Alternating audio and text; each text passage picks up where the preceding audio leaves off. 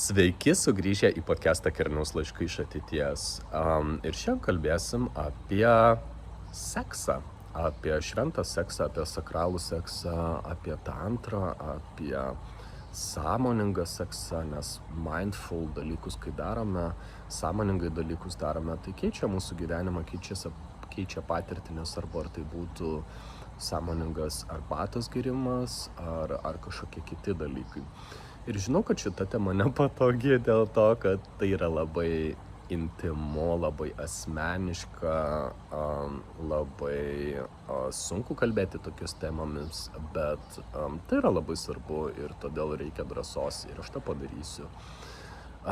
Be to, aš manau, kad visuomenė yra labai demonizuojama šitas dalykas, tarsi seksas būtų kažkas blogo ar nepriimtino ir panašiai, ir tai yra labai keista, nes tuo pačiu metu mes iš tikrųjų visuomenėje turim priimtiną turėti kitus dalykus, žaidimus ar filmus, kuriuose daug smurto, siaubo filmus, kurie skatina mūsų baimę ir taip toliau, ir kodėl kiti dalykai, kurie iš tikrųjų skatina žemas energijas ir trukdo mūsų prabudimui, trukdo pasikelti mūsų dažnį, mūsų gebėjimas suprasti pasaulį ir save, jausti save ir pasaulį, mylėti save ir pasaulį. Va tokie dalykai yra tarsi tabu tema arba nepatogios temos. Tai padarykim tai ne tabu.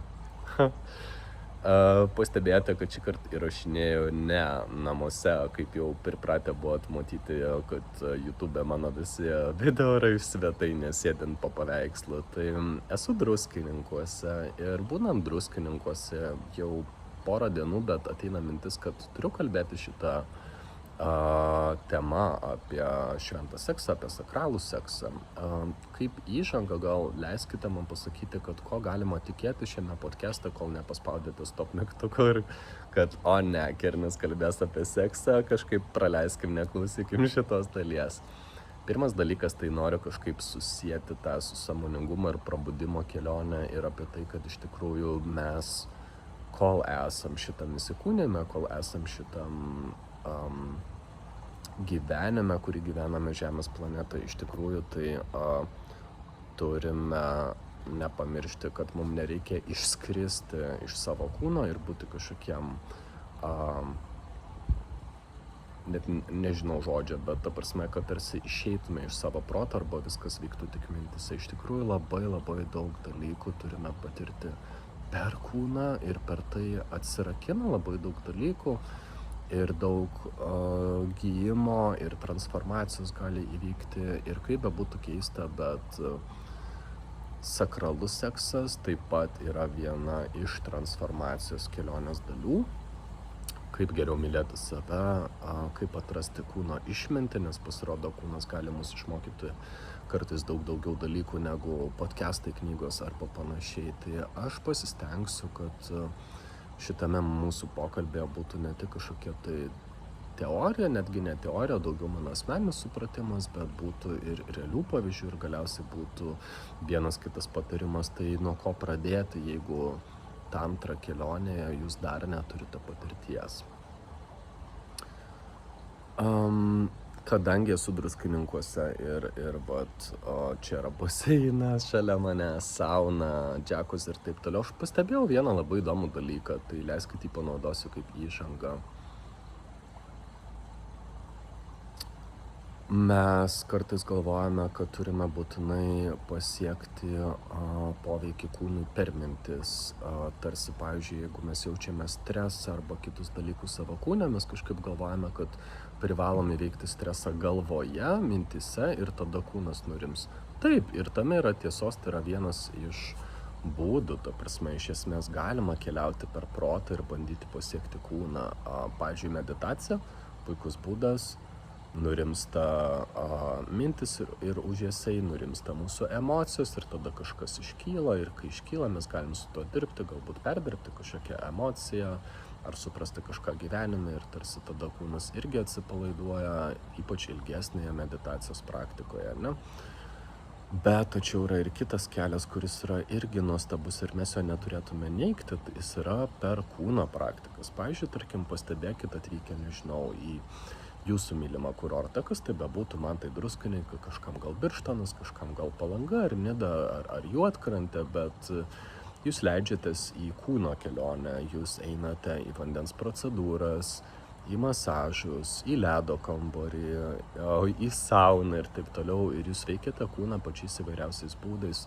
Ir ką jūs pastebit galiausiai? Jūs pastebit, kad tos patirties pabaigoj, net nesvarbu, ar tai užtruko valandą, 2, galbūt kažkam 4, aš iš tikrųjų mėgstu ilgesnės patirtis ir man jeigu 4 valandos ir panašiai yra tas laikas, kai aš nustoju skaičiuoti laiką ir aš nebežinau, kiek aš laiko praleidau procedūrose. Tai iš tikrųjų turbūt vienas geriausių tokių indikatorių man, kai mes pametame laiką ir nebežinome, kiek laiko praėjo. Tai iš tikrųjų tas pats bus ir kai mes kalbėsim apie sakralų, apie sąmoningą seksą, kad pats geriausias yra rodiklis tuomet, kuomet jūs nebežinote, kiek laiko praėjo miegamajam, ar nustojate skaičiuoti, kiek to laiko yra.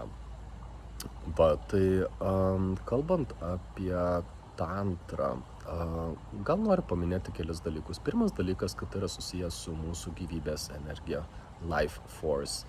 Tai ta pati svarbiausia gyvenimo energija, kuri dalyvauja muzikos kūrime, meno kūrinių kūrime, kur dalyvauja kūrybiškų idėjų atsiradime, naujų verslų ar naujų būdų kažką pamatyti, padaryti, veikti, padėti kitiems žmonėm kūrime. Ta prasme, gyvybės energija yra labai svarbi energija ir iš tikrųjų mes ją galime lygiai taip pat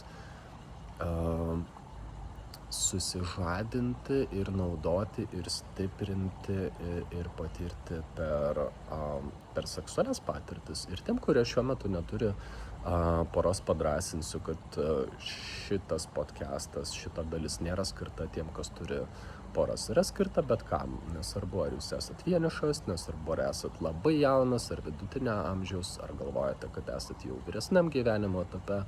Tai tinka bet kam. Netgi iš tikrųjų aš sakyčiau, kad norint sėkmingai, sąmoningai tai daryti, solo praktikos, asmeninės praktikos yra labai svarbios, nes tik tai pažindami savo kūną ir jį suprasdami ir patyrę asmeniškai, tuomet galime bandyti tai patirti su kitu, pradėti dviese. Žinokit, aš net nežinau, ar tai tikrai lengviau, nes tada tu turi stebėti ir jausti ne tik savo kūną, bet ir kažką kitą, kas yra šalia tavęs, ir tai tarsi pasidaro sunkiau. Tai tantra man yra daugiau negu tik tai seksas. Tantra tai yra kvėpavimo praktikos, tantra tai yra galimybė pajausti savo kūną visai kitame gylyje. Tantra man tai yra ir meditacija, tantra man tai yra, kai sustoja laikas ir kai esi tik tai čia ir dabar ir išnyksta praeitis ir ateitis ir bet kokie rūpesčiai ir bet kokie dalykai, kas vyko praeityje. Tantra man patirtis yra atradimo patirtis, nes nepaisant to, kad kai kurias iš tų patirčių aš galėčiau ypač sureikšminti ir norėti, kad tai taptų tarsi benchmarkas, tarsi orientyras, kad vat tokios patirties visada norėčiau, bet žinokit, turiu tada jūs nuvilti, kad dažniausiai tantra patirtis yra labai skirtingos ir kiekviena patirtis yra labai labai skirtinga ir būtent reikia turėti to tokio naivaus ir vaikiško smalsumo, kad kiekvienas kartas bus kitoks. Prilyginčiau tą kelionėms. Kai mes keliaujame, pats geriausias dalykas yra neįsispirti į kokią nors prieš tai buvusią patirtį, kuriai duotumėt 5 žvaigždutės iš 5, bet tiesiog kiekvieną kelionę matyti kaip unikalią kelionę, kad jinai bus kažkuo ypatinga, kažkuo labai įdomi, kažkuo kitokia ir va turėti tą laisvę, kad ta patirtis bus kitokia, kad nei viena gyvenimo kelionė, kur be keliautumėt į užsienį, net jeigu tai yra, nežinau, 5 kartas į Graikiją, Tailandą arba kažką, jisai vis tiek kiekvienas kartas bus kitoks, tai čia lygiai tas pats. Tai man tantra patirtis yra apie kaip sakiau, meditacija, kvėpavimas, kūno lietimas, leidimas kūnui užimti prioritetą ir kad kūnas tave mokytų, o ne protas, tai protas tikrai turi būti padėtas į šalį. Tai yra gijimas, tai yra vidinės transformacijos, tai yra dalykai, kuriuos kūnas parodo apie save, kurių jūs net nežinojate apie save. Ir kas yra iš tikrųjų nuostabu, kad tantra yra tarsi universali meilės energija, visiškai nesvarbu, kokios esate lyties, kokios esate orientacijos, ar esate aseksualus, ar turite kažkokių kinks, kažkokių fetišų ar dalykų, ar jūs domina BDSM ar dar kažkokie dalykai. Tantra yra ne apie tai, kad būtinai išplėsti šitas ribas, tikrai ne apie tai, tai gali būti, nežinau, labai paprasti, mėly dalykai, kuriame nebūtų jokių fetišų, jokių dalykų. Ta prasme, tai gali būti irgi taip pat nuostabu kaip vaniliniai ledai, kad tai neturi būti kažkokie super sudėtingi glaistai skoniai arba kažkas, bet ir tie vaniliniai ledai, jeigu tai yra tantra, seksas, tai yra, jie yra ypatingi. Gerai, tai keliaukime tuomet prie esmės. Kaip patirti tantrą seksą ir nuo ko visa tai prasideda? Tai aš manau, kad pirmas dalykas tai yra tas, kad pirma dalis visų ritualų yra susijęs su meilė savo kūnui ir net nebūtina dar liesti tų savo intimų vietų, bet jų vengti irgi nereikia. Iš esmės aš gal pasakyčiau taip, kad kalbant apie savo kūno priėmimą, labai užjaučiu, bet daugelis mūsų tikrai praėjo, ypač gal paauglystė arba kitose momentuose, kai mes pradėjome lyginti save su kitais, pradėti vertinti savo kūno dalis, kurias mes mėgstam, kurias nemėgstam. Aš atsimenu, kad man atrodė, kad mano kojos yra stiprios ir gražios, aš daug vaikščiojau, daug judėjau, daug dviračių važinėjau ir panašiai, tiek kiek įmanoma, kai mokaisi muzikos mokykloje ir tavo krūvis ir pamokos ir kiti dalykai užima gerokai daugiau laiko, tu mokaisi net ir šeštadienį ir taip toliau, bet man atrodė, kad mano viršutinė kūno dalis yra negraži. Aš tikrai turėjau savo priekaištų dėl rankų, dėl krūtinės, dėl daugybės dalykų, galbūt girdėdamas, kad mano mama nuolat kritikuoja savo didelę nosį, galvojau, o ne, turbūt ir mano nosis yra per didelė. Ir dabar, kai žiūrėjau filmą apie Michael Jacksoną ir mačiau, kad jisai pasidarė operaciją ir galvojau, o ne, ta prasme, man jisai gražus buvo ir prieš operaciją, ir gražus po operacijos, ta prasme, nesmerkiu ir to, bet ta prasme mes neturėtume pulti taisyti savo kūną visur vien dėl to, kad pateisintume kažkieno kito lūkesčius arba dėl to, kad, nežinau, Michael Jacksonui tėvas nuolat priekaištavo dėl vienosios. Tai tarsi mes kartais bandome keisti savo kūną iš tikrųjų ne dėl savęs, o dėl tų, kurie mums priekaištavo dėl to arba kažkam užkliuvome. Ir tai gali būti liūdna dėl to, kad tai gali būti tiesiog, nežinau, patyčios mokykloje ar kažkokia kvaila pastaba šeimoje ar kažkokie kiti dalykai. Ir pirmas dalykas iš tikrųjų tai turėtų būti priimti savo kūną tokį, koks jis yra, leisti savo patikėti, kad šiandien, toks koks esu šiandien, aš esu jau pakankamai geras, esu jau pakankamai galintis mylėti save tokį, koks esu, ir kartu su ta meile ateina tolesnė transformacija, kad ta prasme, kai mes nustojame kovoti su savo kūnu arba nepriimti jo kažkokių dalių, tuomet atsiranda galimybė tobulėti tam kūnui, grįžti į harmoniją per sveikesnę mitybą, per judėjimą, per sportą, per kitus dalykus, bet ne iš nemėgimo savęs, ne iš to, kad kritikuotume savo kažkokias dalis, bet iš meilės savo. Ir jūs nepatikėsite, jeigu augalai, kai mes juos auginame ir, tarkim, nežinau, įsivaizduokite 3 vazonėlius pastatytus ant palangės, kur yra pasodintos 3 vienodos sėklytės iš to paties pakelio. Jeigu mes bandytume kalbėti su kiekvienu augalu atskirai ir vienam sakyti, koks jisai bus stiprus ir aukštas ir gražus ir kaip jisai nuostabiai žydės ir taip toliau. Ir kiekvieną dieną prieisim ir sakysim mylinčius žodžius, palaikančius žodžius. Kitam vazonėliui absoliučiai nieko nesakytume, tegu pats užaugo, kam čia to palaikymo reikia, veltui iš jo užšinsi burną. Ir trečiam vazonėliui darytume žalą tam augaliukui, sakytume, kad tu toks negražus, tu taip silpnai augi, tu toks užaugsi neišsivystęs, net tavo lapai augs aukštyn kojom ir visas būsi tu kreivas ir taip toliau. Moksliškai įrodyta ir aš mačiau netgi video, kai iš tikrųjų tas pačias 3 seklytės, bet vien dėl to, pasitaisiau ausines, bet vien dėl to, kaip su jomis kalbam ir kokią energiją jiems skleidžiam, kad iš tikrųjų augaliukai reaguoja.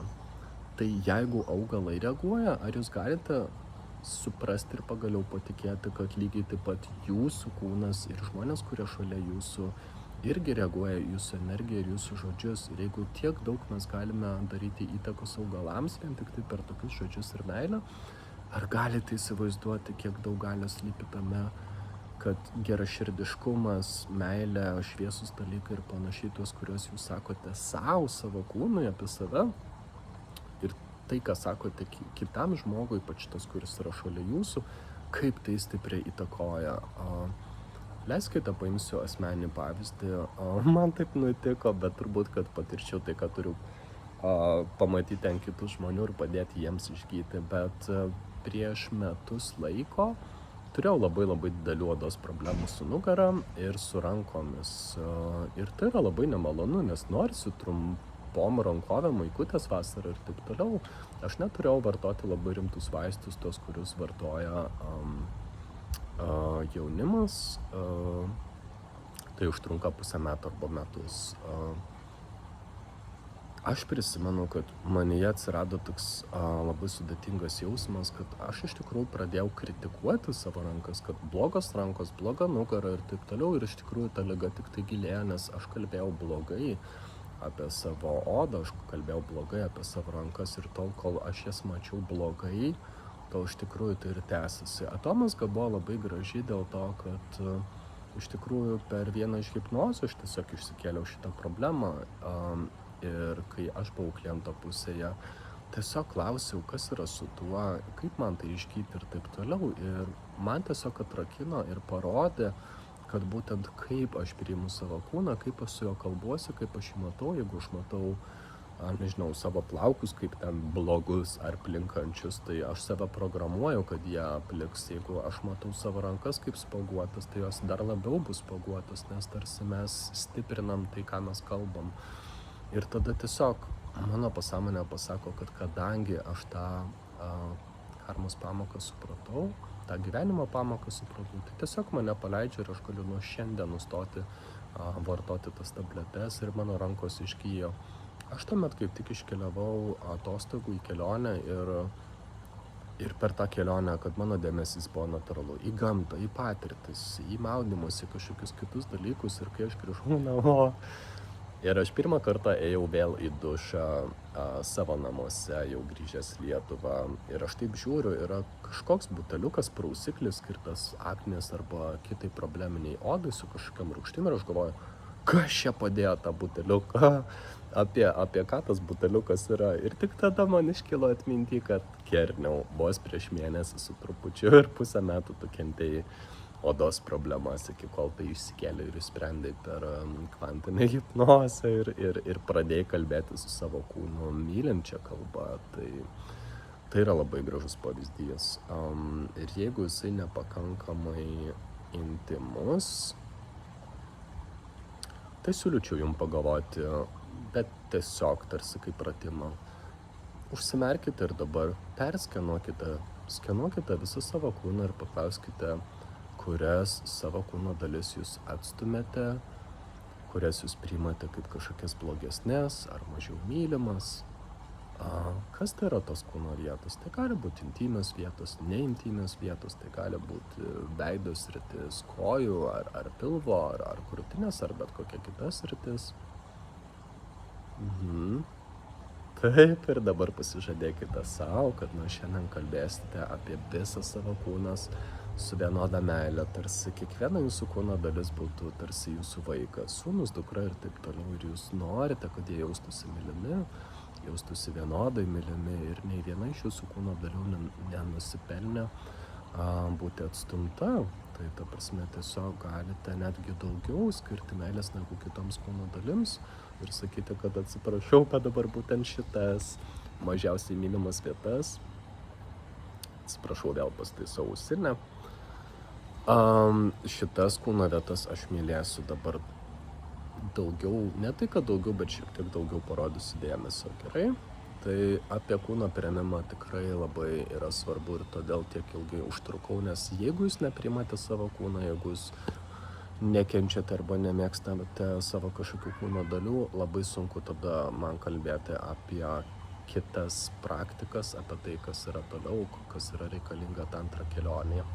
Gerai, tai pirmas dalykas, kai tai darysite, susikurti aplinką, tokią aplinką, kokios jūs norite, galbūt užsidegti žvakę, pasidaryti gal kažkokią prietemą, gal ta žvakė gali būti kvepianti, arba galite pasipurkšti kažkokių namų kvapų ar eterinio aliejų ar kažko, bet kad susikurti tą sakralią erdvę, tokią erdvę, kur jums bus jauku, intimu, miela ir taip toliau, nes erdvės susikūrimas labai svarbu.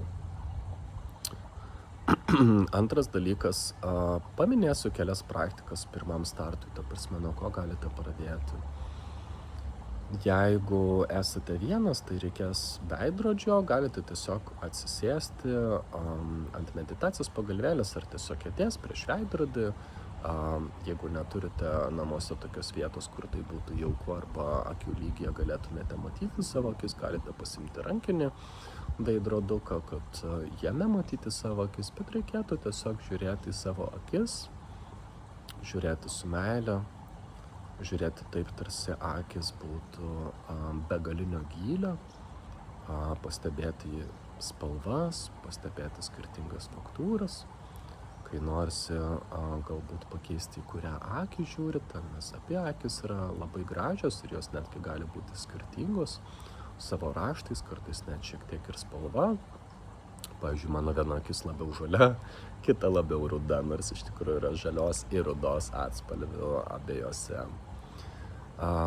Ir tiesiog išbūti, leisti savo žiūrėti bent 5 minutės į akis, kas iš tikrųjų jums laiko prasme atrodys kaip amžinybė, kad yra labai sunku. Ir leiskite iškilti bet kokiems jausmams. Leiskite tos jausmus patirti, neblokuoti.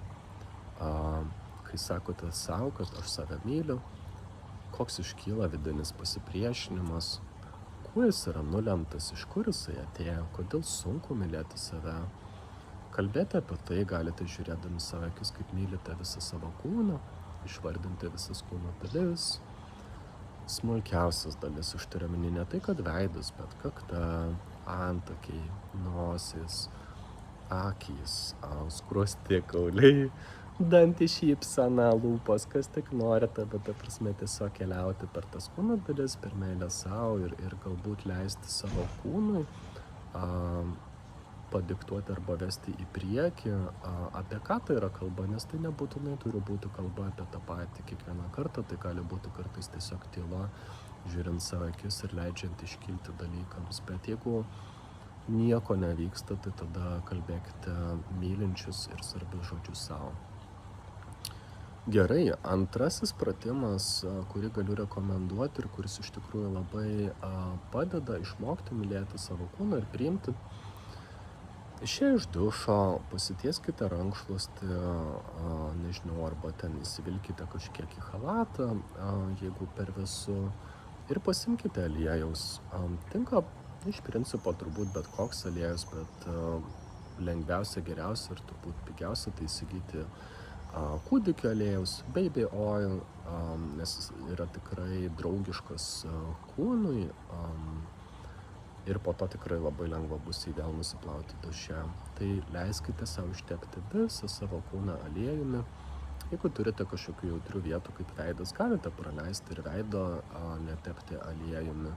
Bet iš principo labai svarbu, kad šio pratimo metu jūs parodytumėte per prisilietimus kaip labai mylite savo kūną, visas kūno dalis. Aš turiu omeny, kodėl seksas tapo toks supaprastintas ir tarsi greitas maistas, dėl to, kad mes ne tik orientuojamės į greitą skubėjimą į orgazmą, tarsi tik pats orgazmas būtų vertas sekso, o ne pats procesas, kuris veda į orgazmą, arba galbūt net ir neveda į orgazmą. Tai nebūtinai tantra praktikos turi baigtis orgazmu, jeigu tantra praktika trigerino jum emocijas ir jūs pradėjote verkti, labai gerai. Jeigu pradėjote juoktis ir tiesiog lūžtate, kaip juokitės, irgi labai gerai. Jeigu atėjo kažkokia ypatinga vidinė ramybė ar kažkokie kiti jausmai, irgi labai gerai. Aš ką noriu pasakyti, kad iš tikrųjų ar per tą žiūrėjimą į akis, ar per savo kūną lietimą ir masažavimą aliejumi, ar kitas praktikas, apie kurias mes irgi tuoj pakalbėsim truputį, bet nėra blogo rezultato, nėra blogos kelionės, neturi būti lūkesčio, kad turi būti kažkaip, ir jūs tikrai galite kurti savo ritualus iš galvos, su ChatGPT pagalba, su knygų pagalba,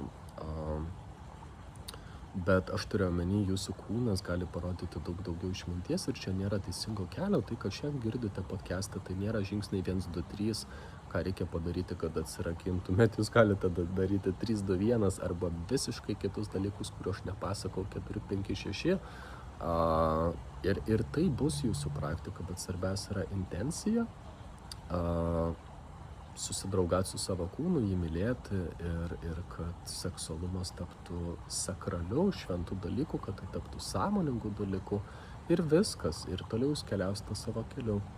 Gerai, tai apie prisilietimus tęsiant, aš sakyčiau, kad dalyką, kurį atradau per knygą Urban Tantra, 21 amžiaus šventas seksualumas. Ta knyga, aš žinau tik tai anglų kalba, jinai taip ir vadinasi Urban Tantra, Sacred Sexuality in 21st Century, bet jūs ją rasite pagal autorės pavadinimą, Barbara Karellas, 2R, 2L, Karellas. Ta knyga yra nuostabi dėl to, kad jinai yra paaiškinanti daug daugiau dalykų, negu aš dabar sugebėčiau per podcastą, daug daugiau duodanti praktikų, negu aš sugebėčiau papasakoti per podcastą. Bet viena iš praktikų, kur norėjau nepasimti savo kreditą už tai, bet pasakyti, kur atradau, yra iš tenai, tai yra apie prisilietimą. Prisilietimas, jūs galite įtyrinėti, kaip liečiate savo kūną, bandyti tai daryti stipriau, silpniau, pastebėti, kada per stipriai ir yra nemalonu, atsitraukti iki tiek, kad būtų malonu. Galbūt gali būti švelniai arba labai labai švelniai. Aš atradau, kad ir ypatingas švelnumas irgi yra labai malonus. Ir nebūtinai tik tai moteriams, vyrams taip pat. Kad gali būti aukso viduriuko paieška, kas yra idealus prisilietimas jam. Kas būtų tas idealus prisilietimas, kuris yra nei per stiprus, nei per silpnas, ir keliauti į to idealaus jausmo gylį. Aš jums nemoku apsakyti, bet tikrai per vieną iš kelionių aš patyriau tokį absoliutų prisilietimo ekvilibrimą, tokį balansą, tokį, nežinau, ypatingą jausmą, kad man atrodė, kad mano pirštai keliauja gilin į kūną, taip giliai, kad yra už odos ribų. Net rankos drepa apie tai kalbant, pala, prilaikysiu ekraną. Kad yra už mano kūno ribų, tarsi keliaučiau po odą, ir net kai liečiu savo pilvą, kur atrodytų yra jautrus vidaus organai, ta prasme, tarsi net juos aš galiu masažuoti ir pajausti kiekvieną tarsi atskirai ir tarsi gydyti savo prisilietimu ir meilę.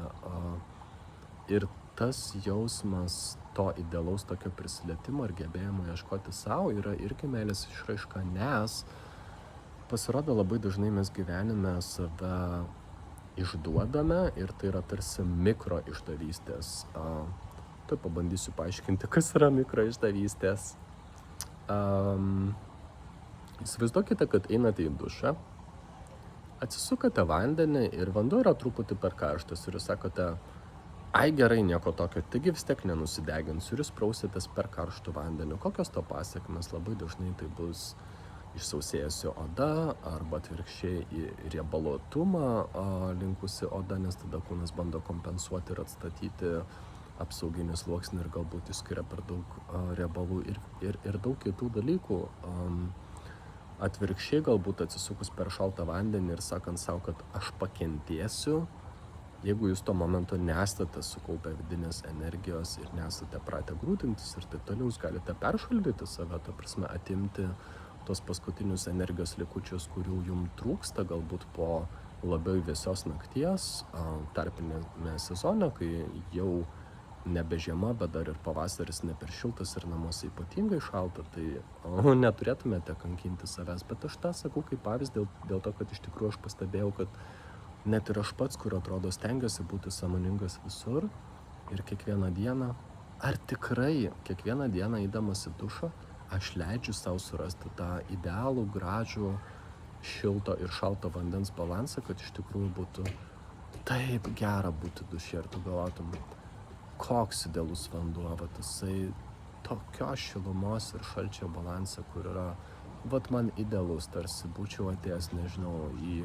daugiau negu 5 žvaigždučių viešbutį ir ten būtų superinė kažkokia technologija, kur infraredas nuskaitytų mano kūną ir žinotų, kokios idealios temperatūros šią minutę, šią akimirką jam reikia, bet iš tikrųjų tas 5 žvaigždučių viešbutis ir ta technologija yra jūsų kūnas ir kūno išmintis ir būtent jūs savo tai galite padovanoti duše surasti tą idealų balansą, kas yra idealiai šiltas, šaltas vanduo jums.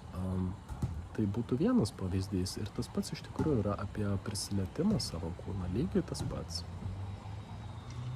Na va, ir dabar kita praktika, kuri yra labai svarbi, yra kvėpavimas. Būtent per kvėpavimą mes galime padėti savo kūnui išeiti į tas gilesnės patirtis, sekso prasme lygiai taip pat, o dažnai mes kvėpuojame taip pat, arba net atvirkščiai sulaikome kvėpavimą sekso arba tokių praktikų metu ir tai yra blogai, nes mes blokuojame energiją. Tai pasidalinsiu 2 pratimais. Pirmas pratimas tai yra ugninis kvėpavimas. Tai yra labai svarbi ir gera patirtis prieš bet kokią stiprią praktiką, nes arba tai būtų tantra ar kažkokius kitus dalykus, kuriuos darote, nes atsitinka 2 svarbus dalykai. Pirmas dalykas, tai mes per ugninį kvėpavimą pasimame vos per kelias minutės daugiau deguonies negu šiaip įprastai per valandą, o deguonis yra labai reikalingas mūsų nervų ląstelėm ir tam, kad energija keliautų per mus. Antras dalykas, ugninio kvėpavimo metu yra galimybė žymiai geriau pajusti savo kūną, širdies plakimą, kvėpavimą, kitus dalykus, kaip kraujas teka per jūsų kūną. Ir tai yra irgi labai svarbu tarsi įžanga pasižadinti ir sugrįžti į kūną, tas embodiment, sugrįžti į savo kūną, sugrįžti į savo pojūčius. Tai dabar, kai kalbu apie kvėpavimą, tai knygoje Urban Tantra, jeigu jūs ją atsiversite arba patys paguglinsite tantrinių praktikų, yra daugybė įvairių kvėpavimų, bet aš paminėsiu 2 praktikas. Viena praktika tai yra kvėpavimas ratu, kai jūs stengiatės įkvėpti daugiau ir iškvėpti, bet be tarpo jokio, tarsi tai įkvėpimas ir iškvėpimas pavirstų kaip į vieną energetinį judėjimą, tarsi į ratą, kuris sukasi, ne? Ir kitas kvėpavimas yra, kuomet mes stengiamės įkvėpti daugiau oro, ypač, nežinau, artėjant orgazmui, ar artėjant energetiniam orgazmui, ar emociniam orgazmui, ar kitiems orgazmams, kurie yra būdingi tantrai, nes jie nėra tik tai kūne.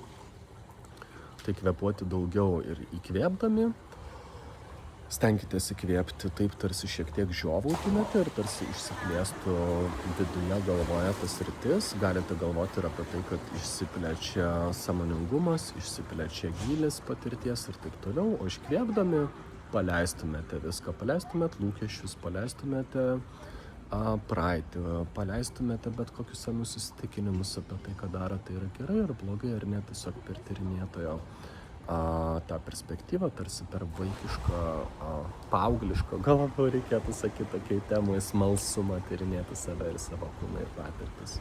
Tai iškvepiant būtent paleisti ir galite irgi iškvėpti su atsidusimu garsiai, Galite pajudinti galvą arba šiek tiek visą kūną, kad paleidžiant dalykus iš tikrųjų paleistumėte įtampas iš kūno. Tai šitie 2 kvėpavimai labai svarbus. Ir atsiprašau, nepasakiau apie ugninį kvėpavimą, o kaip jisai darosi arba kaip aš jį darau. Tai pirmiausia, aš pasiemu laikrodį, chronometrą ir paleidžiu minutės, kad bėgtų sekundės. Man tada yra lengviau žinoti, kiek aš ilgai užtruksiu, nes tikrai kartais būna labai sunku. Tai pirmai pradžiai sakyčiau, kad užtenka 1 minutės labai intensyvaus kvėpavimo. Kuo daugiau įkvėpti, kuo giliau į krūtinę ir į pilvą ir iškvėpti. Ir jeigu atrodo, kad reikalauja pastangų, tarsi pumpuotumėt raumenį ir darosi sunku, susitelkite ne į įkvėpimą, o į iškvėpimą, tarsi duotumėt pastangas iškvėpiant, o įkvėpiant leistumėt kūnui pačiam įkvėpti, tarsi be pastangų. Tai 1 minutę tai darote nesustodami, geriausiai tikrai, jeigu sėdite tiesiai, galite ant kėdės arba meditacijos pozoje ir tuomet sulaikote kvėpavimą ir stebite laikrodį bent jau 60 sekundžių, jeigu galite 90 sekundžių, bet tiesiog įkvėpę paskutinį kartą, kuo daugiau oro į save, sulaikote. Labai rekomenduoju uždėti ranką ant širdies ir stebėti savo kūno pojūčius. Taip pat priminti savo, kad bet kas įvyks dabar, yra laikina, kad aš tuoj galėsiu įkvėpti oro, aš tikrai turiu savyje daug vidinės ramybės, aš turiu daug vidinės savyje pasitikėjimo, kad aš galiu nekvėpuoti 1 minutę, kad aš tikrai tai įveiksiu ir pamatysite tą kantrybę ir gebėjimas jisai paskui didės, nes ta baimė, kad tuoj pritrūks oro, neatsitraukia, nes tai yra iliuzija. Tuomet aš rekomenduočiau, jeigu galite dar sykį padaryti intensyvų tą kvėpavimą, dar 1 minutę ir tuomet leisti sugrįžti jūsų kvėpavimui į įprastą ritmą. Jeigu norite, netgi galite iš tikrųjų tuo momentu, kai grįžtate į natūralų kūno ritmą, tai pakelti kojas aukščiau, jeigu esate, nežinau, lovai, tai tiesiog užsidėti jas ant sienos, jeigu kažkur sofoje, galbūt ant pagalvių ir panašiai, bet tiesiog leisti savo pajusti savo kūną, kas vyksta jūsų kūne, kaip vaikšto jūsų kraujas, kvėpavimas, širdies plakimas, visi kiti dalykai. Tai šita praktika tarsi irgi labai gera įžanga į tai, kas yra toliau. Gerai, ir dabar, kai žinote šitus dalykus apie kvėpavimą, apie prisilietimą, apie kitus dalykus, tai pakalbėkim apie solo praktiką. Iš esmės aš sakyčiau, kad tai yra, grubiai tariant, masturbacija, bet iš tikrųjų, kai jūs tam suteikėte žymiai gilesnę intenciją, tai iš junk foodo, iš to šlamšt maišio ar greito maisto, tai tampa visai kitokia patirtim, nes jūs leidžiate savo kūnui jūs mokyti, paprašykite, kad kūnas jums parodytų šiandien tai, ką turite šiandien išmokti ir leiskite įsiklausyti, kur kūnas veda. Pirmai pradžiai galbūt tiesiog masturbacijos metu stenkitės nediktuoti kūnui, koks tai turi būti tempas, koks turi būti prisilietimas, bet atvirkščiai klausti kūno, kad kas jam šiandien yra malonu ir taip kaip ką tik kalbėjome apie tokias patirtis kaip dušas, kuriame yra, bandote surasti, kokia yra šiandien ta temperatūra, šilta ar maloniai vėsi, ar šiek tiek šiltesnė, nes kiekviena diena gali būti kitokia, lygiai taip pat ir per savęs lietimą, intimų vietų irgi leiskite savo pajusti, kokio to prisilietimo norisi šiandien ir būtent susikaupkite į čia ir dabar momentą, tarsi tikslas nebūtų orgasmas, tarsi tikslas nėra nueiti kažkur, bet tikslas yra būti čia ir dabar su tuo pojūčiu kūne. Ir tuomet kita labai svarbi dalis yra ta, kad prisiminti, kad mylite ne tik tai šią intimę vietą, bet kad mylite visą savo kūną. Kai pasiekėte nors kažkokią jau malonesnę būseną, tai nebūtinai turi būti arti orgazmo, bet gali būti ir netoli to. Aš sakyčiau, kad jeigu 10 balų skalėje 9,5 gali būti the point of no return, kai tu žinai, kad tu jau nebegrįši ir kad keliauji link orgazmo, tai nereikėtų keliauti virš tos ribos kol kas dar. Pasilikti iki 9, grubiai tariant. Ir tuomet grįžti prie viso savo kūno, priminti, kad lygiai taip pat mylite savo pilvą, savo krūtinę, savo kaklą, savo rankas, savo kojas, kad linkite šiam kūnui patirti a, orgazmą arba bet kokius kitus įdomius pojūčius, kurie keliautų už tos vienos ribos, už genitalio ribos, kad tarsi tu prašai, kad ta nuostabi kūno dalis, kuri gali sukelti tokį nuostabų malonumą, kad jinai tai pasidalintų su savo kūnu ir leisti savo būti atviram patirčiai, kas jeigu visą tai, ką aš gyvenime žinau apie orgazmą, ar gerai kaip vyras, apie tuos ferverkus ir malonę pabaigą, kas jeigu visą tai yra tik tai labai ribotas matymas ir iš tikrųjų aš nežinau, kas yra tikras orgazmas ir kartais net nebūtina žinoti teoriškai, kokie tie orgazmai gali būti, energetiniai, emociniai ar dar kažkokie, ar pereinantis per absoliučiai visą kūną, tiesiog užtenka savo užduoti tą abstraktų klausimą, kad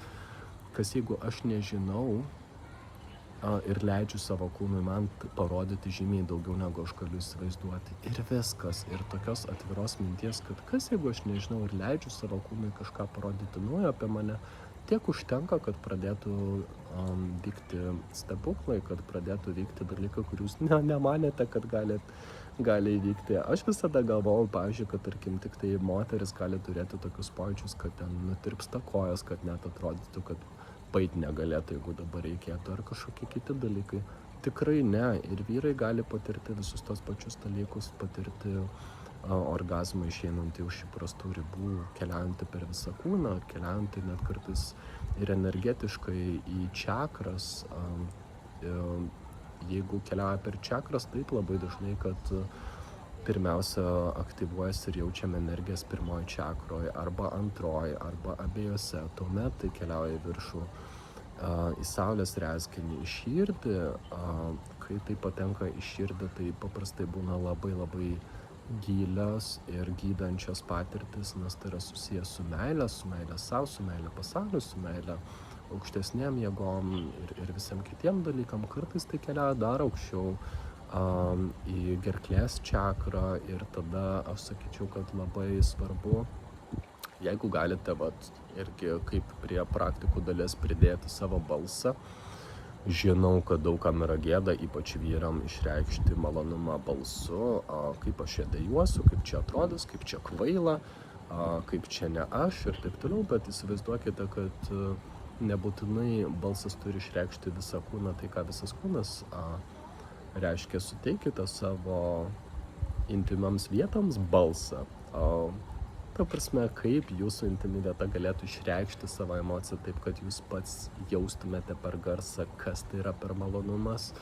Tai gali būti labai žemi dažniai, tai gali būti aukšti balso dažniai, tai gali būti, nežinau, kvėpavimas ir dejavimas be garso, bet tarsi tik per kvėpavimą. Tai gali būti su garsais, tai gali būti dejonės, tai gali būti bet kas. Bet tarsi suteiktumėte balsą ir tuomet įvyksta dar vienas stebuklas, kad tuomet, kuomet jūs leidžiate savo malonumui suteikti balsą, atsiranda dar didesnis gylis toje patirtyje. Tarsi pirmą kartą gyvenime jūs nustojate save užčiaupti, nustojate laikyti tarsi ranką ant burnos ir neleistumėte savo kalbėti, kad ne, aš negaliu kalbėti. Taip, galite kalbėti, galite kvėpuoti, galite dejuoti intymių momentų metu ir ypač tantra metu, ta prasme, tai irgi padeda. Tuomet būtinai vėl prisiminkite kvėpavimą ir pajunkite gilesnį kvėpavimą, kur yra daugiau oro. Mes kalbėjome apie tą ovalų įkvėpimą, iškvėpimą be sustojimo, ar apie gilesnį įkvėpimą tarsi žiovautumėte ir iškvėpiant tarsi paleistumėte dalykus. Vienas iš šitų dviejų dalykų tikrai labai labai padėtų keliauti į gilesnės patirtis. Ir tuomet be abejo, kad aš rekomenduočiau bent 2-3 kartus atitolinti orgazmą, ta prasme, kai jisai jau artėja, sakyti, kad gerai, bet aš neskubu į orgazmą ir man dar nereikia orgazmo ir net jeigu aš atsitrauksiu per toli ir šiandien to nepatirsiu, irgi yra viskas gerai, ta prasme, aš galiu patirti šias visas įdomias ir labai ypatingas patirtis, neiškeliaudamas į laimingą pabaigą. Praėję žmonių susijokiau, bet laiminga pabaiga toks labai abstraktus dalykas, niekas nebūtinai supras. Gerai, ir tada kas dar? Žinau, kad skirtingose tantra mokymuose galėtų pasakyti, kad vyram rekomenduoja ne neturėti tos laimingos pabaigos, ne va tai energija tada sustoja arba išsilieja arba dingsta. Kiti sako, kad galima tai padaryti, tai ieškokite patys. Aš tikrai neturiu tvirtos nuomonės, mano supratimu laiminga pabaiga nėra pabaiga. Tiesiog užtenka savo priminti, kad aš leidžiu savo patirti, kad orgasmas gali tęstis ir kad mano patirtis gali tęstis net ir tada, kai aš iššausiu fejerverkus. Ir dažniausiai taip ir vyksta, ta prasme, realiai žiūrint į mano tantrą kelionės, tai aš labai ilgai keliauju iki orgasmo, tai užtrunka kartais net ir valandą ir net aš jeigu orgasmo nepasiekčiau, tai jau buvo gydanti ir labai stipri patirtis, kuri parodė apie mano kūną, apie pasaulį, apie meilę savo naujų dalykų, kiekvieną kartą naujų dalykų. Tada paprastai aš turiu tą laimingą pabaigą, kur yra ne pabaiga ir tuomet aš kviečiu savo kūną, kad orgasmas keliautų kitur, kitokiais būdais, į meilę savo, į energetinį orgasmą, į viso kūno orgasmą ir tikrai kartais keliauja žemyn į kojas, kartais keliauja į viršų, kartais keliauja per visą kūną, kartais keliauja taip stipriai per čakras, kad visos 7 čakros atsidaro ir ta prasme tiesiog tada išeini į kažkokią ekstazę, į kosmosą ir supranti ypatingus dalykus, kad iš tikrųjų visata nori, kad tu būtum laimingas, Dievas nori, kad tu būtum laimingas, Dievas niekada nenorėjo tau uždrausti patirti malonumą, kas tai bebūtų, ar tai būtų malonumas per arbatos gėrimą kaip ritualą, ar tai būtų malonumas per seksą, ar tai būtų maudynės jūra, ar tai būtų kažkas, nieko tame gėdingo ir blogo nėra. Ir išeinant į tą, pavadinkim, kosminį orgasmą, ar nežinau, pajuokausiu, orgasmo planetą. Iš tikrųjų, kosmosas džiaugiasi kartu su tavimi, nes visata per tave patiria gyvenimą, per tave irgi patiria džiaugsmą ir kitus dalykus. Ir tuomet valanda, 2, 3 gali užtrukti tame orgasme. Ilgiausia tai buvo iš viso valanda įžanga ir 3 valandos orgasmo. Šių metų sausio 1 dieną labai gražus startas metams, 4 valandos gilaus malonumo, kuriame išnyksta laikas, išnyksta praeitis, išnyksta ateitis, išnyksta visos problemos, kur tu atrandi labai daug dalykų apie savo kūną, apie švelnumą ir vyrišką jėgą, ir moteriškumą, ir daugybę kitų dalykų. Ir tai yra nerealu, nes po meditacijų, po šitos praktikos, po daugybės kitų praktikų negu tantra, ne tantra praktikų, aš jaučiu, kaip manyje susijungia labai stipriai energijos apie vyriškumą ir moteriškumą ir tarsi atsirado vidinis balansas ir aš galiu būti labai meilus ir švelnus, galiu būti labai stiprus ir tarsi gynėjas, galiu suprasti, kad aš niekada savęs nenuskriausiu, net ir seksualumo prasme tuomet, kuomet būsiu labai stiprus seksualiniu momentų metu ir kad visada aš atrasiu tą ribą, kaip aš nenuskriaušiau savęs ir kaip nenuskriaušiau kitą, bet kad pasirodo seksualumas ir orgasmas ir patirtis gali būti irgi labai labai stiprios, taip kaip ir labai labai švelnios.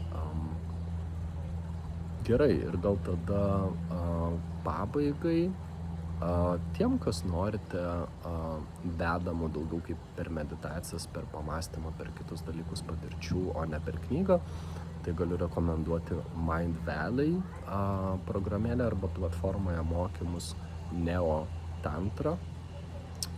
Ten yra labai labai gražių ir labai paprastų patirčių. Paminėsiu vieną, kurį jūs įkvėptų. Pavyzdžiui, viena iš patirčių yra, kai tu laimini savo kūną, blessing my body, laimini visas kūno dalis, tame tarpe ir savo šventą sakralumą, ir tu linki ir priimi tai savo, ir tu leidi labai šviesioms ir tyroms energijoms užlieti visą tavo kūną, kaip tik ir tas vietas ir taip toliau, bet būtent tenai yra irgi apie daugybę kitų praktikų, realių praktikų, kaip dirbti su savo kūno priėmimu, su meile savo, kaip dirbti su tantra praktikomis ir kaip galiausiai išeiti į viso kūno orgazmą ir tai, kas yra netgi už fizinio kūno ribų, į energetinį orgazmą, į energijas tekančias per čakras ir visus kitus dalykus.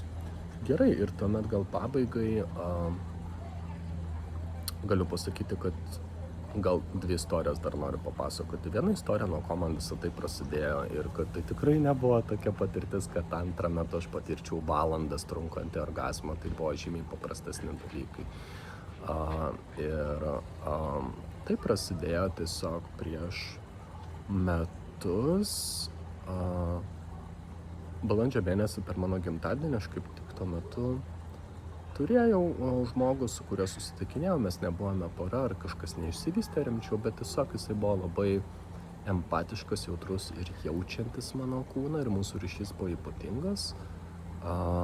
Ir sekso metu, kai aš siekiau orgazmo, pats nežinodamas kodėl, bet esu dėkingas savo kūnui, kad jisai pats tai padovanojo, aš įtraukiau labai daug kvėpavimo, tikrai prisikvėpavau labai daug oro ir aš leidau savo išreikšti balsu savo emocijas, savo patirtį, savo malonumą ir esu dėkingas tam žmogui, kad jisai irgi išreiškia tai garsais ir kai kitas leidžia savo garsais, tai atvaizduoti tau irgi žymiai lengviau prie to prisijungti, bet kažkas keisto nutiko, tarsi nutirpo mano rankos, delnai ir iki alkūnių.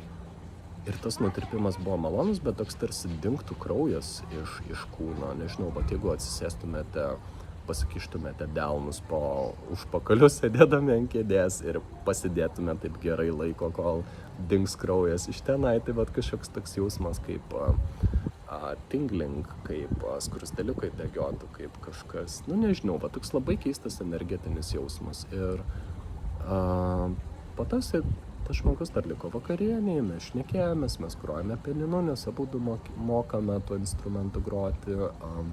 Ir man 15 minučių nepraėjo tas labai keistas energetinis jausmas rankos. Ir galvoju, kas su mano kūnu ne taip, nes mes labai dažnai reaguojame į pirmas tokias patirtis, kad kas ne taip. Ir po to praėjo gal nepilnai savaitę ir aš tęsiau toliau savo tantrinius tyrinėjimus, ten buvo grinai tas momentas apie aliejų po dušo ir prisilietimus. Ir aš tiesiog galvojau, plebo, o jeigu viskas gerai su mano kūnu, jeigu ta patirtis mano rankose buvo tiesiog tarsi orgazmo pratęsimas ir kadangi man tai yra nepažįstamas jausmas, tai tarsi pirmą kartą paragautum ledų arba alyvuogių ar kažko ir tarsi nepatiktų, nes nežinai, kas tai nemoki ragauti, dar to nesupranti, bet kas jeigu tai buvo gerai ir aš pakviečiau savo kūną per tą praktiką, kad gerai, parodyk man daugiau, gal norėtum man parodyti, koks tai būtų jausmas kojose. Ir žinokit, net neišėjau į orgazmą, bet jau prieš tai aš pradėjau jausti, kaip vaikšto energijos mano kojose, tarsi va tie tokie virpuliukai, skrusdaliukai, nežinau, energijų tekėjimas, labai sunku apibūdinti tą jausmą, jam nėra žodžių. Ir aš galvoju, geras, ta prasme, mano kūnas turi tiek daug išminties, kad aš tiesiog pakviečiau, parodyk man daugiau ir jisai man iš karto rodo tai, ką aš pakviečiau padaryti, kaip tai yra nuostabu. Ir taip, ir tuomet tai buvo solo praktika su aliejum, bet ta prasme, aš kai išėjau orgazmą, tai mano orgazmas išėjo ir į kojas, ir į rankas, ir tiesiog 4-5 galūnės nenutirpo, bet ta prasme, tai buvo labai stipri patirtis. Ir tada aš pamenu, kad aš atradau dar vieną dalyką, nors tai buvo pati pradžia, bet aš atradau švytėjimą po tokių patirčių. Man labai patinka terminas afterglow. Jis yra tarsi, bet jeigu kada nors stebėjote nuostabiai gražų saulėlydį, kai visas dangus dažosi ir taip toliau, ir saulė jau nusileido, bet jūs niekur nenorite eiti, norite dar pabūti. Labai geras jausmas, labai teisingas jausmas, nesakykite savo, kad saulė jau nusileido, tai aš jau eisiu. Ne, jūs palaukite dar 10-20, galite ir 30 minučių. Kodėl? Dėl to, kad dangus nenustoja keistis. Ir ypač ten, kur mes esame vandens ar vandenynų šalyse, kur yra labai ilgas horizontas jūroje, ta prasme, tuomet ypač dangus būna gražus per tą afterglow, per tą švytėjimą po saulėlydžio. Ir tai yra nuostabus reginys, nuostabus jausmas, nieko neblogesnis ir neprastesnis negu pats saulėlydis ir tas momentas, kai saulė panyra į vandenį.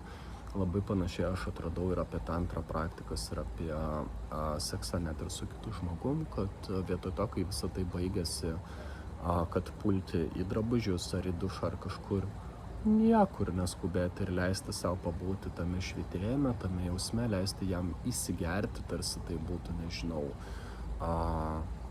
įvyniojimas į jūsų kūno, į kažkokią tai kremą ar šokoladą ar kažkokią tokią tarsi spa praktiką, kad tarsi leistume tam įsigerti. Ir kartais atsitinka nuostabių dalykų, atsitinka kartais taip, kad tarsi tantra praktika pati prasitęsia, kad jūs nieko nebedarot, jūs savęs nebelečiat, jūs nekvėpuojat kažkaip ypatingai, jūs nieko, absoliučiai nieko nedarot, bet jūsų kūnas nusprendžia parodyti dar daugiau malonumo arba kitokio malonumo arba meilės savo arba dar kažkokių tai patirčių ir tai tęsiasi be jokių jūsų pastangų ir tarsi jūs iškeliaujate į dar vieną bangą, bet natūralu, kad ateina kažkurio momentu jausmas, kad yra atoslūgis, taip kaip vandenyno atoslūgis, kaip vanduo, kai atsitraukia nuo kranto. Ir tam dalykui irgi leiskite būti. Ta prasme, šioje vietoje nereikia kažkaip nusiminti ar kažkaip per prievartą bandyti to pratęsti. Esu kartą bandęs tarsi per prievartą pratęsti tą malonumą ir visą situaciją ir po to atsiprašiau savo kūną, kad persistengiau, nes ta prasme tai jau buvo forsuojama, o nieko forsuoti šitoje kelionėje nereikia, viskam leiskite vykti natūraliai. Tai papasakau, kaip man tai prasidėjo, tikrai nuo tokių paprastų dalykų, kai tik tai rankos ar tik tai kojos, ir dabar leiskite papasakoti, kada mane pirmą tantrinę kelionę taip sukrėtė ir tai buvo transformacija, kuri, nežinau, noriu sakyti, nunešė stogą, bet gerąja prasme. Aš pamenu, kad toje tantra praktikoje aš įtraukiau dar daugiau elementų. Tai buvo body shaking, kūno toks purtymasis, panašiai kaip ir šokį, bet tarsi per tą purtymąsi paleistum bet kokias įtampas savo kūne. Tai buvo šokiai prieš veidrodį, pradžioj tik su apatiniais, po to nogam, su man mylima muzika, kuri tikrai užveda.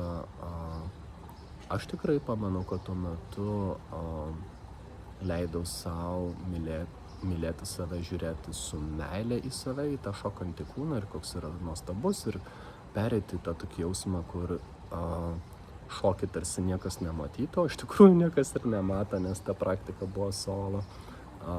Dance like nobody's watching, angliškai labai man toks gražus yra pasakymas.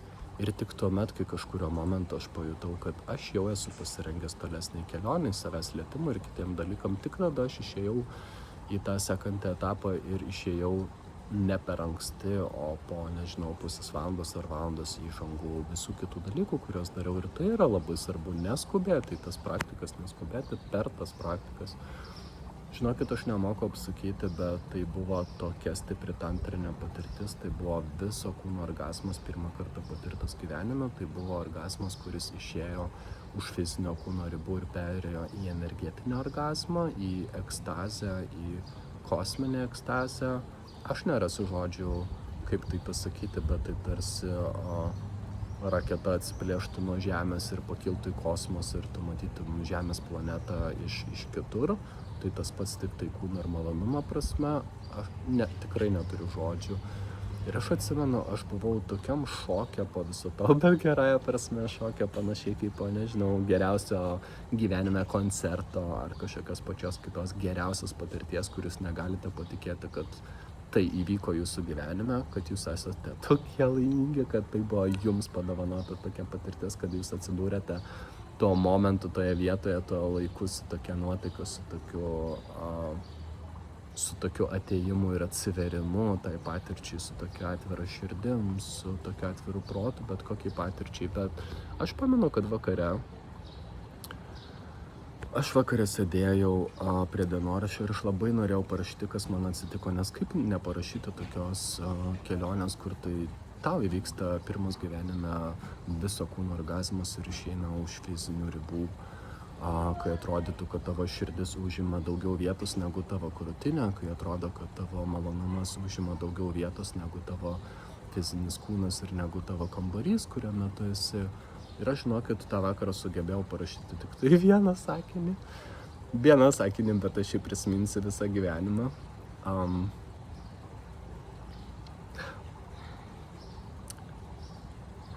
Man tai buvo jausmas, kad tarsi mano siela pasimylėjo su mano kūnu.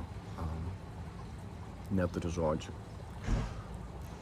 Tiek ir sugebėjau parašyti, kad tarsi mano siela pasimylėjo su mano kūnu. Ir žinot, gražiausias dalykas yra tas, kad jūs galėtumėte pagalvoti, kad aš išskridau į kosmosą, nes aš ką tik pasakiau palyginimą su ta raketa, kuri atsiplėšė nuo Žemės. Taip ir ne, nes iš tikrųjų įvyko priešingai, nes tai buvo įsikūnijimo praktika, tarsi aš būčiau leidęs savo sielai patekti žymiai giliau į mano kūną, leisti sielai reikštis mano kūne, žymiai stipriau leisti reikštis mano energetiniam kūnui ir jungtis su fiziniu kūnu žymiai stipriau. Tai buvo žymiai gilesnė integracija, kad tarsi, nežinau, kas yra matę filmą Avataras ir tą pirmą dalį, kur mes stebime, kad žmogus įlipa į kapsulę ir jisai jungiasi su avataru ir susijungia tavo sąmonę, tavo visus nervų ląstelės, tavo visi pojūčiai, kaip lytėjimas, kvapas, matymas, klausa ir kiti dalykai susilieja su avataru. Tai vat įsivaizduokite, kad tarsi tas kosminis orgazmas ir tie dalykai atsiduria tam lygyje, kur tu tarsi žymiai giliau susintegravai su savo kūnu, leidai savo sielai užimti daug daugiau vietos ir giliau savo kūne negu bet kada nors anksčiau ir tarsi tai būtų, nežinau, 1001 atsigulimas į kapsulę ir sujungimas su savo avataru, bet šį kartą kažkaip visiškai kitaip, žymiai giliau, žymiai labiau priimant tą savo kūną, žymiai labiau priimant tuos visus pojūčius ir galimybės, ką tavo avataras sugeba ir tada tu supranti, kad tavo avataras gali, tavo kūnas gali daug daugiau negu tu galėjai įsivaizduoti, kad tam, noriu sakyti, nėra ribų, bet gal ir yra kažkokios ribos, bet tos ribos yra tik tai mūsų galvoje ir tol, kol mes jas tokias supiešiam ir sakom savo, kad aš negaliu patirti didesnį orgazmą, nes aš nežinau, aš nepatyriau, tai mes niekada ir nepatirsim, nes mes neleidžiam savo patikėti, kad yra kažkas daugiau, bet užtenka atverti protą ir leisti savo patikėti, kad yra daugiau ir tai įvyksta. Gerai. Tai paskutinė tuomet dalis paroms. Tai leiskite pasakyti irgi kelis pavyzdžius tuomet. Pirmas dalykas, leiskite savo atsisėsti vienas priešais kitą. Gali būti ant kėdės, gali būti ant sofos, gali būti, kad netgi perkeliate kojas vienas per kitą taip, kad jūsų pėdos būtų už partnerio nugaros. Leiskite savo žiūrėti ilgai vienas kitam partneriui į akis, leisti suvienodėti, sinchronizuotis jūsų kvėpavimo ritmui, tarsi kartu kaip vienas kūnas įkvėpėte ir iškvėpėte ir leiskite žiūrint į akis iškilti bet kokiams emocijoms. Tai irgi gali būti ašaros, juokas, tai gali būti begalinė meilė kitam žmogui, tarsi telepatiškai jam sakytumėte, kad tu žinotum, kaip beprotiškai aš tave myliu. Aš neturiu tam žodžių, bet aš bandysiu pasakyti savo žvilgsniu. Galbūt gali ateiti momentas, kai jūs norėsite uždėti ranką ne savo ant širdies, o partneriui uždėti kairę ranką ant jo. Jums atrodo dešinės pusė žiūrint priešingą pusę, bet jūsų partneriui tai yra kairė pusė, uždėti ranką ant jo širdies, bet tą padaryti tik tai tuo momentu, kai pajausite, kad tai norite padaryti ir nesitikėti, kad jisai atsakys tuo pačiu, galbūt jisai irgi pajaus norą uždėti ranką jums ant širdies arba ne ir tai nieko blogo nėra, nes mes galime parodyti kitą meilę greičiau ir pirmi ir nesitikėti atsako, nebūtinai tikėtis atsako čia ir dabar, šią minutę. Tuomet kita praktika galėtų būti sujungti jūsų energijas. Tai šioje vietoje tiktų netgi su kvėpavimu padaryti kitaip, ne kartu įkvėpti ir iškvėpti, o vienas įkvepia, kitas iškvepia ir tuomet įsivaizduoti, kad tos energijos įkvėpimas ir iškvėpimas susijungia į ratą. Tik tai šiuo atveju, jeigu solo praktikoje, kai kalbėjau apie kvėpavimą, įkvėpiu, iškvėpiu, tarsi ratas yra mano ratas įkvėpimo, iškvėpimo, tai tarsi čia yra bendras ratas tarp tavęs ir to kito žmogaus, kad tu įkvėpi, kitas lygiai tuo pačiu metu iškvėpia ir tada atvirkščiai tu iškvėpi, kitas įkvėpia ir tu jauti, kaip energijos pradeda tarp jūsų vaikščioti. Tai šitas dalykas tada, kalbant apie seksualinės patirtis kartu, pasakysiu labai keistą dalyką, kuris gali būti labai keistas, bet tai yra mano patirtis ir tai yra mano klaidas, iš kurių aš išmokau. Aš nuo vaikystės buvau auklėjamas labai katalikiškai, ta prasme, kad aukotis dėl kitų, nepaisyti savo poreikių, nemylėti savęs ir taip toliau yra labai pagirtinas dalykas, o mylėti save tai yra kažkas labai egocentriško, egoistiško ir yra blogai. Ne, žinokit, yra taip, kad mylėti save, jūs turite pirmiausia mylėti save, pasimti to seksualinio žaidimo metu tai, ko jums reikia, aišku, gerbent kito ribas, aišku, kad darant visą tai su pagarba ir meilė kitam žmogui, niekada nedarykite to, lyg tai kitas būtų žaislas arba daiktas arba kažkoks objektas jūsų pasitenkinimui. Niekada, tai yra labai nesveika energija. Bet jeigu jūs tai darote su meilė ir su pagarba kitam žmogui, tai pirmiausia pasirūpinkite savim.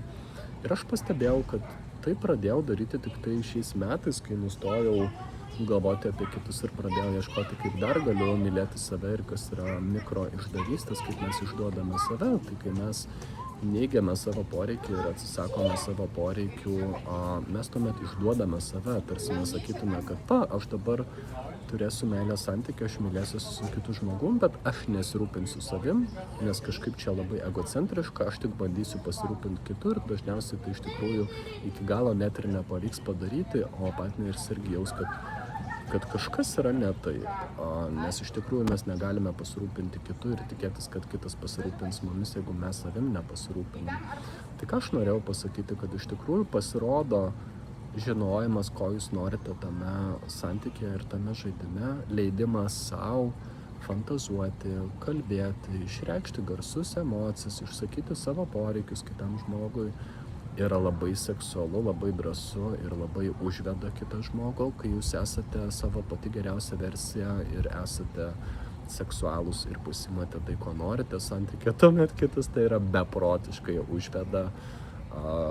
Ta prasme, kad, nežinau, norisi sakyti, kad tu esi mano sekso dievas, ar aš esu savo sekso dievas, ar dar kažkaip tame tiek atsiranda dieviškumo ir meilės ir dalykų. Ir be abejo, kad kalbant apie tas ribas, aš sakau, išreikšti savo poreikius, bet tai reiškia visada išgirsti ir kitą, kad, ta prasme, jeigu mano susigalvotas dalykas, ar žaidimo dalis, ar išraiškos dalis kitam žmogui yra nepriimtina, nedarykite to, mums nereikia laužyti vienas kitą tose praktikose. Jeigu norite kažką pabandyti, kas kitam žmogui nepriimtina, pabandykit su savim solo praktikoje, per veidrodį, per šokį, per kažkokius kitus dalykus, visada dalykus, kuriuos norite pabandyti, galite pabandyti ir vieni, nebūtinai tam reikia kito.